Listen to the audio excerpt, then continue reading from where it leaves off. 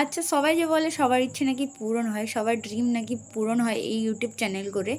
তো আমার তো অনেক দিনের ইচ্ছে ছিল যে আমারও কোনো দিনও 10K সাবস্ক্রাইবার কমপ্লিট হবে, 50K সাবস্ক্রাইবার কমপ্লিট হবে। কই হচ্ছে না তো। 1.5 বছর ধরে কন্টিনিউয়াসলি আমি প্রায় ভিডিও পোস্ট করছি, কিন্তু আমার লাইকও বাড়ে না, কমেন্টও বাড়ছে না, সাবস্ক্রাইবারও বাড়ছে না। মাসে এক একটা হয়তো সাবস্ক্রাইবার বাড়ছে, আবার তখন কখনো কখনো সেটাও কমে যাচ্ছে। তো কি করে হচ্ছে আমি নিজেও জানি না। মাঝে মাঝে আমার ইচ্ছে হয় যে আমি আর কোনো ভিডিও পোস্ট করব না, বা কোনোদিনও পোস্ট করব না। কিন্তু সত্যি কথা বলতে গেলে আমার ভিডিও বানাতে অসম্ভব ভালো লাগে। তো আমি ভিডিও বানাবো আর মাঝে মাঝে পোস্টও করব।